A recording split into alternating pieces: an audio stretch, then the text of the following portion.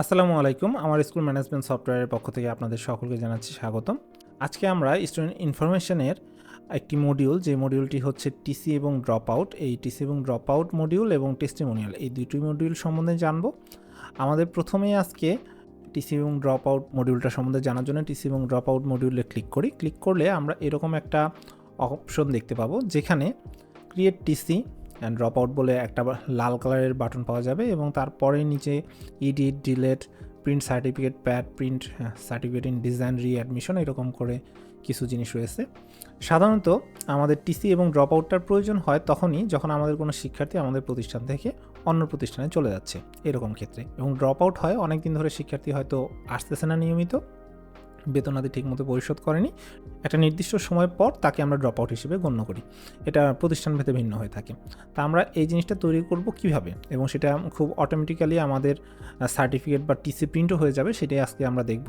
এটা দেখার জন্য আমরা প্রথমেই যাই ক্রিয়েট টিসি এবং ড্রপ আউট। এখানে আমরা যদি ক্লিক করি, ক্লিক করলে আমরা এরকম একটা মডিউল পাবো। দেখুন যে academic year, TC type, select student, release date, issue date, transfer to school এবং রিজন নোট, এরকম কয়েকটি অংশ পাচ্ছি। তা আপনি প্রথমেই একাডেমিক ইয়ারটা ক্লিক করলেন, ক্লিক করার পর টিসি টাইপ, এই টিসি টাইপে যদি ক্লিক করেন এখানে দেখতে পাবেন 3 ধরনের টিসি টাইপ রয়েছে। একটা হচ্ছে টিসি, একটা হচ্ছে ড্রপ আউট, আর একটা হচ্ছে ডিসেবল।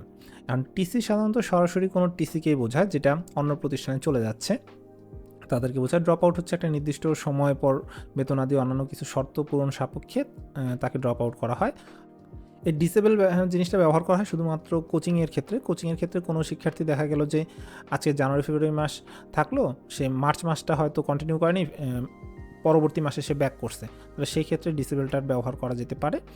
এবং এটা করতে হলে তা তো ধরুন আমরা একটা করে দেখি। আমরা প্রথমেই টিসি সিলেক্ট করব, প্রথমে টিসি সিলেক্ট করলাম। সিলেক্ট করার পর আমরা যাওয়ার পরে স্টুডেন্টের সিলেক্ট করব। স্টুডেন্ট সিলেক্ট করার জন্য এখানে আমরা তার আইডি লিখতে পারি বা তার মোবাইল নাম্বার লিখতে পারি। তা ধরুন আমাদের যে কোনো একটা স্টুডেন্টকে আমরা আইডিটা লিখি, আইডিটা লিখলাম। ধরুন যে যারা, এই যারাকে আমরা টিসি দেবো। কারণ টিসি দেওয়ার জন্য রিলিজ ডেট কবে, রিলিজ ডেট আজকে টিসি দিচ্ছি, আজকের ডেট আপনি সিলেক্ট করতে পারেন, বা আগের কোনো ডেটে যদি হয়ে থাকে ব্যাক ডেটে সেটাও করতে পারেন। তা ধরুন যে আজকের ডেটটাই আমরা দিলাম। এবং তারপরে ইস্যু ডেট, ইস্যুটাও আজকেই করে দিচ্ছি। টিসু সিএসসি বলে একটা স্কুল আছে, ধরুন সেই স্কুলে সে চলে যাচ্ছে, এই স্কুলটা আমরা লিখলাম। এবং রিলিজ নোট বা রিজন নোট বা কী কারণে সে যাচ্ছে, এখন ধরুন যে সে তার বাবা ট্রান্সফার হয়ে গেছে, অন্য কোনো ইস্যু, সেটা আপনি এখানে নোট আকারে লিখতে পারেন। তা আমি এখানে নোট কিছু লিখলাম না, এমনিতেই লিখে রাখলাম নোট। কারণ এই নোটটা লেখার পর আপনি জাস্ট এই সাবমিট বাটন যেটা রয়েছে, এই সাবমিট বাটনে ক্লিক করবেন। ক্লিক করলাম, ক্লিক করলেই দেখুন এই যে কোনার দিকে তখন দেখা যাচ্ছে সাকসেস, টিসি অ্যাডেড সাকসেসফুলি।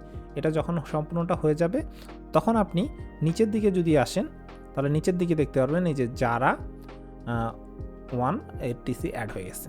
এখন এই স্টুডেন্টটাকে যদি আপনি টিসি অ্যাড করেছেন, এখন এটাকে আপনি ক্লিক করবেন।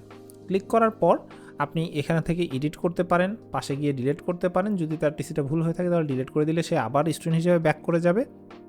পাশেই রয়েছে প্রিন্ট সার্টিফিকেট ইন প্যাড। এখন এইটা সিলেক্ট করা অবস্থায় প্রিন্ট সার্টিফিকেট ইন প্যাড যদি ক্লিক করেন, তাহলে তার টিসি একটা ব্ল্যাঙ্ক পেজের মধ্যে আসবে।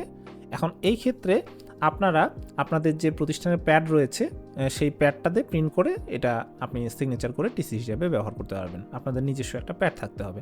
এখন ধরুন আপনারা প্যাড ব্যবহার করতে যাচ্ছেন না, আপনারা চাচ্ছেন যে সরাসরি কালার প্রিন্টার ব্যবহার করে বা কোনো প্রিন্টার ব্যবহার করে এটা প্রিন্ট করে দিবেন, তাহলে সেক্ষেত্রে এটা সিলেক্ট করা অবস্থায় প্রিন্ট সার্টিফিকেট ডিজাইন, এখানে যদি ক্লিক করেন তাহলে আপনার এরকম একটা ইন্টারফেস আসবে, যেখানে একটা ডিজাইন আছে, সেই ডিজাইনের ভিতরে দেওয়া আছে, এটা আপনি প্রিন্ট করে নিলেই হচ্ছে। আর এই ডিজাইন করতে আমরা অবশ্যই সহযোগিতা করব। আপনাদের যদি মনে হয় যে আপনারা ডিজাইন করে নেবেন, অবশ্যই আমাদের সাথে যোগাযোগ করবেন, আমরা এই ডিজাইনটা করে দিতে সহযোগিতা করব।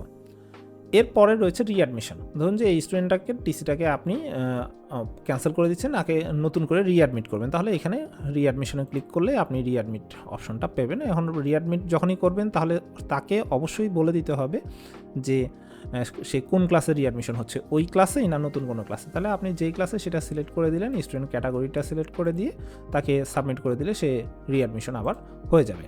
এই দেখুন রিঅ্যাডমিশন সাকসেসফুলি হয়ে গেছে।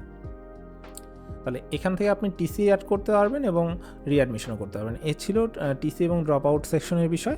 এখন এবার যাব আমরা টেস্টিমোনিয়ালের জায়গায়। এখন টেস্টিমোনিয়ালে যদি আমরা ক্লিক করি, টেস্টিমোনিয়াল সাধারণত কোনো শিক্ষার্থী যদি এখান থেকে সুন্দরভাবে পড়াশোনা শেষ করে অন্য প্রতিষ্ঠানে যায় বা এসএসসি এইচএসসি এগুলোর ক্ষেত্রে প্রশংসাপত্র বেশি ব্যবহার করা হয়। তা এরকম টেস্টিমোনিয়াল বা প্রত্যয়নপত্র যদি আপনারা কখনো দিতে চান তাহলে এটা ব্যবহার করতে পারেন।